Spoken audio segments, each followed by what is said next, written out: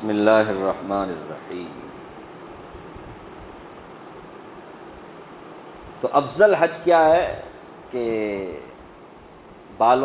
بکھرے ہوئے بالوں والا اور میلا کچیلا اور زیادہ قربانی اس نے دی ہو اور خوب لبیک کے ساتھ چلانا ہو۔ تو قربانی کی بات آئی تو حضرت عمر رضی اللہ عنہ کے بارے میں آتا ہے اپنے چھوٹے بچوں کی طرف سے بھی خود وہ قربانی کیا کرتے تھے۔ کل بھی کل مسئلہ پوچھ رہے تھے، جو اللہ نے بہت دیا ہے، مال دولت والا ہے، تو کیا وہ اپنے چھوٹے بچوں کی طرف سے دے سکتے؟ بھائی صحابہ اسے دیتے تھے، نہیں سمجھے؟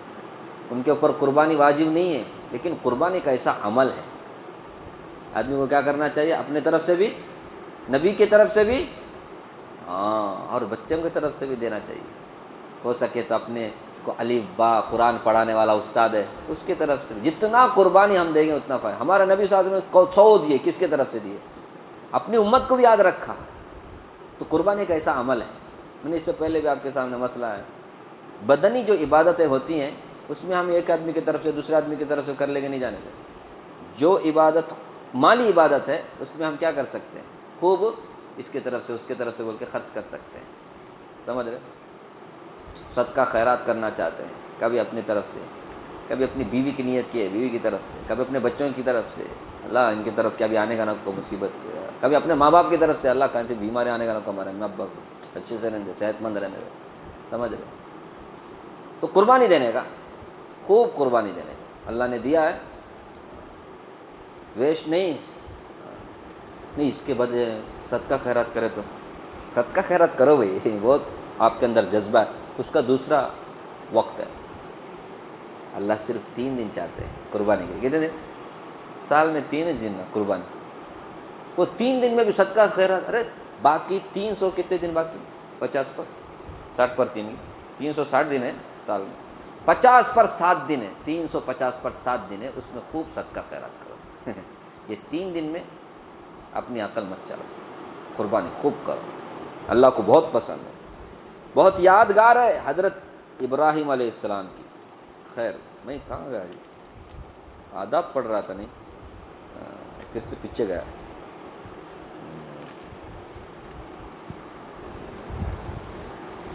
حج کے آداب پر بات ہو رہی، معاف کرنا۔ ایک ادب یہ ہے کہ حلال اور طیب مال سے حج کیا جائے۔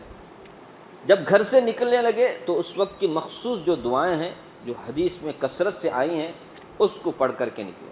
ہر جگہ کی دعائیں اتنی کثیر ہیں کہ اگر اس رسالے میں جمع کیا جائے تو اس کا حجم 3 حصے بڑھ جائے گا، اس لیے اس میں دعائیں ذکر نہیں کی گئی ہیں۔ اگر اللہ نے توفیق عطا فرمائے تو کسی وقت صرف دعائیں ایک رسالے میں جمع کر دی جائیں گی۔ بہرحال دعائیں وقتاً فوقتاً جو پڑھی جانے والی دعائیں اس کو بھی حاجی لوگ کیا کریں؟ یاد کریں، پڑھیں۔ گھر سے نکلنے کی دعا، سواری پر سوار ہوتے ہوئے دعا، سوار ہونے کے بعد پڑھنے کی دعا، اترتے وقت دعا، پھر مکہ میں گئے، ایک بہت بڑا وطن ہے، بہت بڑا شہر ہے اور خاص کر کے حرم ہے، وہاں کی الگ دعا، مسجد میں داخل ہونے کی دعا، مسجد سے کعبہ کو دیکھا تو اس کی دعا،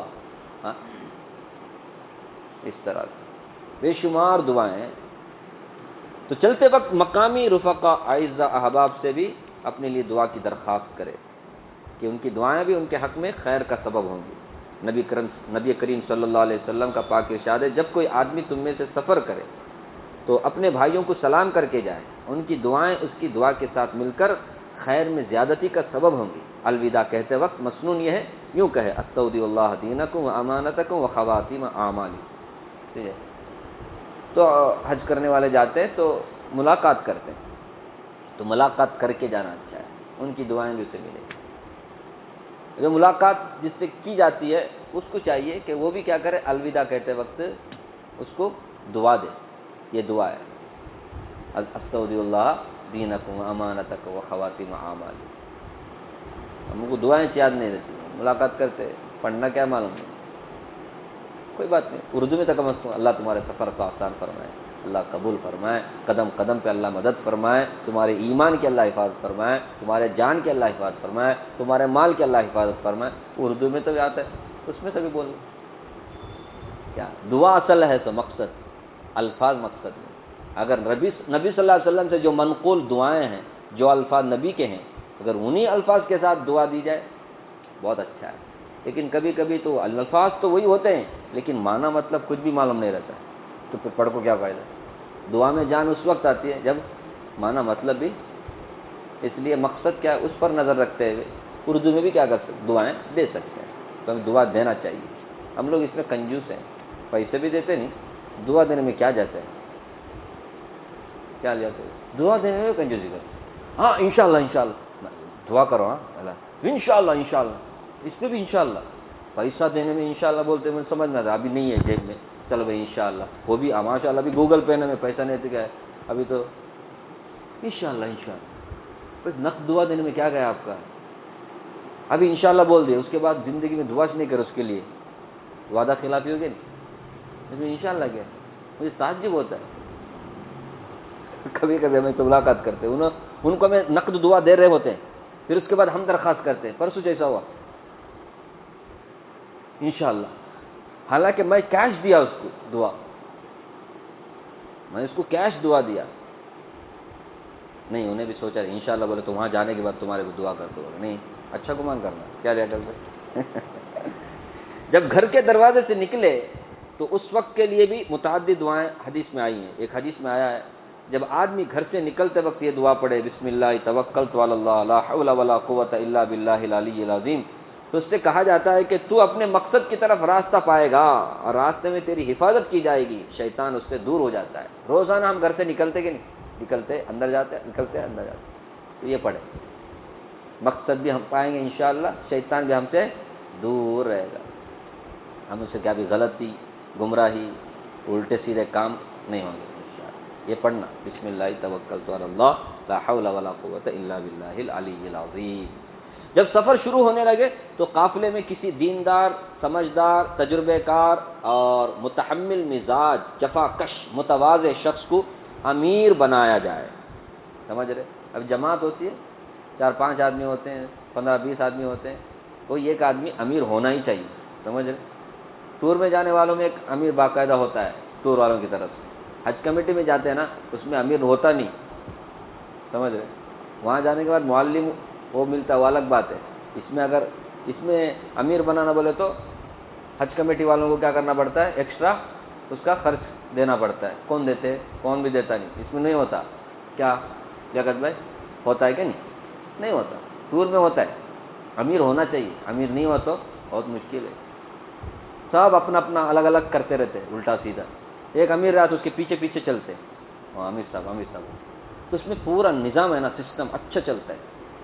امیر ہونا چاہیے، بنا لے، چلو امیر انہوں نہیں بنے تو کیا ہوا، ہم کیا مل کر کے بنائیں گے بھائی، ہاں ادھر بولی صاحب منڈے نہیں یہ لگے امیر آکا ہوا بول کر کے کیا کر سکتے میں پورے مل کر کے؟ نہیں کر سکتے ہیں، نہیں کرتے نہیں ہیں، کیوں؟ سب اپنا امیر بنانا چاہتے ہیں، اپنے آپ کو امیر بنانا، میں کہیں کہ دوسرے کا امیر بنانا،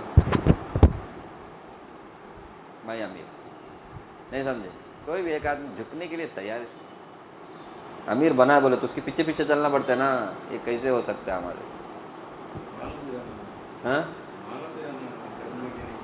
ہاں برابر معلوم رہتا نہیں، اس لیے معلوم کرا لے گئے حضرت، دیکھو ایسا کرو بول کر، حج کو جا رہے ہیں نا، اپنا قافلہ ہے، اپنی جماعت ہے، سفر میں جا رہے ہیں تو ایک ایک بار میں کتنے جاتے، 150 100 ایسا جاتے نا، بنا لینا چاہیے، نہیں تو یہاں کون تربیت دیتے نا، انہوں کسی کو بنانا ہے بھائی، اس میں کون عالم ہے، کتنے علماء ہیں بھائی، ماشاء اللہ بھائی، دیکھو آپ خوش نصیب ہیں، آپ کے قافلے میں عالم دین بھی ہے، ان کو آپ اپنا امیر بنا لو، بہت فائدہ ہوگا بول کر کے رہنمائی کر سکتے ہیں۔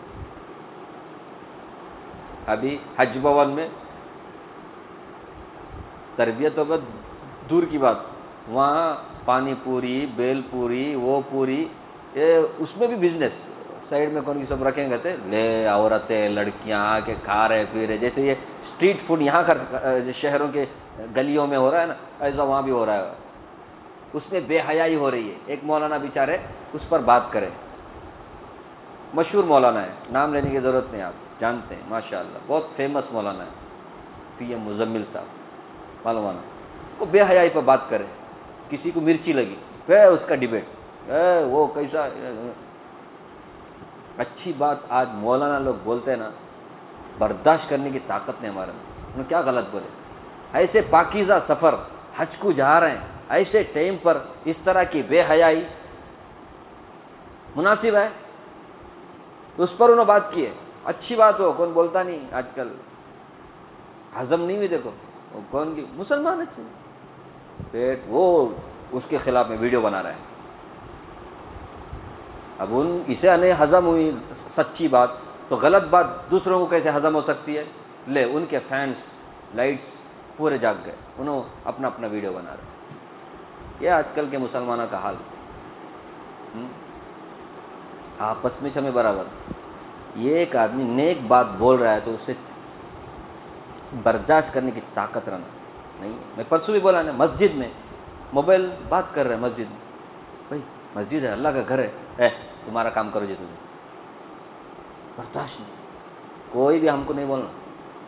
ہم کو کیا ہے تبھی فرشتہ چاکو لاٹھی مار کو بولنا، تبھی ہمارے کو سمجھ میں آنے. اس سے پہلے کون بھی نہیں بولنا ہمارے. سمجھ رہے؟ ایسا حالت آج کے مسلمانوں کو. وہاں بول کو میں 99% لوگ ڈر لگتا ہے جب بولنے کے لیے کسی جوان کو، کسی بھائی کیا کر رہے ہیں ذرا تمہارا کام کرو جی. وہ کیا کہ ہمیں ہے نا مسجد کے امام یہاں سڑک چلتے بول کے تمہیں دوسری جگہ نہیں چلا سکتے. ابھی میں یہاں بولے پیر برابر بیٹھو بیٹھو جی لمبا، یہاں سنتی بول کو تمہیں دوسری مسجد میں سناؤ یا دوسری کسی جگہ اور ذرا جا بولو. اٹھا کے مارے گا وہ.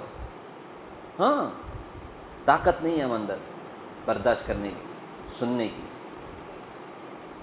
نیک بات کا حکم کرتے نہیں، برائی سے روکتے نہیں، اور جو اس طرح کرتے ہیں ان کو برداشت کرتے بھی نہیں. ایسا حالت ابھی ہم لوگوں کا ہے. کیا بولتے ہیں؟ کچھ غلط بول رہا ہوں؟ جو تجربہ مجھے ہوا میں اس کی روشنی میں بول رہا ہوں. لیاقت بھائی بولتے ہیں ہم نہ معلوم نہیں بھائی ہمیں تو. خیر، رسول اللہ صلی اللہ علیہ وسلم کا عام معمول تھا کہ جب کوئی قافلہ روانہ ہوتا تو کسی ایک شخص کو ان میں سے امیر بنا دیتے. دیکھ، کسی ایک کو امیر بنا دیتے. جو شخص امیر بنے اس کو امارت کے حقوق اور اس کے آداب کی رعایت کرنا چاہیے. رفقا کے احوال کی خبر گیری، ان کے سامان کی نگرانی کے اسباب پیدا کرنا، ان کو آرام اور راحت پہنچانا امیر کے ذمے ہے. سمجھ رہے؟ یہ سب کرنا چاہیے امیر کو. ابھی دیکھو جو آفیشل امیر ہوتا ہے انہیں یہ سب کرتا ہے. جسے زبردستی امیر بنایا جائے انہیں یہ کرتا نہیں. کئی بولے تو انہیں اپنے پیسے سے حج کو جا رہا ہے. بھائی میں کئی کوئی ان کا میں اطمینان سے پورے بغیر کسی بوجھ کے ہلکے طور پہ کیا کرنا چاہتا ہوں، میرا اچھا حج کرنا چاہتا ہوں. ابھی امیر بنانا بولے تو بوجھ نہ سب کو لے کے جاؤ. شیخ اپنا دیکھو تو اچھا لگتا ہے حج کے سفر میں، خاص کر کے ان کا بھی نگرانی، ان کا بھی نگرانی کرتا ہے، ان کا بھی نگرانی. کیسے ہو سکتا ہے؟ مشکل ہے. کیا بولتے ہیں؟ اس کے لیے حج کمیٹی میں اتنا سب کرتے ہیں نا، ایک کو بنا دے. کیا ہوتا ہے؟ ہر ایک قافلے میں ایک امیر کو بناؤ. ایسا خرچ ہو تو پرواہ نہیں. ہر سال ماشاءاللہ کئی علماء کو ایسے ہی حج مل جائے گا. کیا ویسے بھی علماء کو پاس حج کرنے کی طاقت تو ہوتی نہیں، چھوٹی تنخواہ ہوتی ہے. اس طرح آپ کریں گے کیا جاتا ہے، بہت فائدہ. ابھی ٹور والا کراتا ہے، کیوں؟ سارے حاجیوں سے وصول کر کے. باپ کا پیسہ نہیں معلوم ہے، حاجیوں سے. اب اس کے پاس 7-8 لاکھ روپیہ لیتا ہے نا، اس میں 1 لاکھ سے زیادہ اس کو فائدہ ہے. ایسے 40 حاجی آ گئے اس کے گروپ میں. کتنے ہو گئے؟ 40 لاکھ ہوا. کتنا؟ میں کم بول رہا ہوں. 40 لاکھ میں 5 لاکھ روپے کا امیر کا کیا جاتا ہے؟ کچھ بھی نہیں جاتا ہے. نہیں سمجھے؟ اس لیے ٹور والے کرتے. حج کمیٹی والوں کو بھی اللہ توفیق دے کرنے کی. کرے تو بہت اچھا ہے، نہیں تو بہت مشکل ادھر ادھر. ٹھیک ہے، تو یہ بھی آداب میں سے ہے امیر کو بنا لینا. بہتر ہے کہ سفر کی ابتدا پنشنبہ، یہ سب ہمارے ہاتھ میں نہیں ہے. جمعرات کے دن کرنا ہے، ہمیں کہاں سے کر سکتے؟ صحیح ہے، نبی صلی اللہ علیہ وسلم کرتے، اب ہمارے ہاتھ میں نہیں۔ اب جو ڈیٹ حج کمیٹی والے دیتے، تمہارا فلائٹ فلاں دن ہے، اس دن جانا پڑتا ہے، سمجھ، اس میں تو ہمارے اختیار نہیں۔ سواری پر سوار ہونے اور اترنے کی دعائیں بھی حدیث میں متعدد وارد ہوئے، ان سب کو پڑھیں۔ خیر یہ آداب ہے۔ اللہ تعالیٰ ہم میں سے جن لوگوں کے اوپر حج فرض ہو چکا ہے، اب تک حج نہیں کیا ہے، اللہ تعالیٰ ان لوگوں کو پہلی فرصت میں حج کی تیاری کرنے، حج کے لیے کوشش کرنے کی توفیق عطا فرمائے۔ جو لوگ حج کو اب تک نہیں جا سکے، اللہ تعالیٰ اسباب اور سہولتیں مہیا فرمائے، اور پھر جو لوگ جا رہے ہیں حج کے لیے، اللہ تعالیٰ ان کے حج کو بے حد قبول فرمائے۔ تمام دعائیں اللہ قبول فرمائے، دعا میں اللہ ہمیں بھی شامل فرمائے۔ آمین۔ سبحان اللہ۔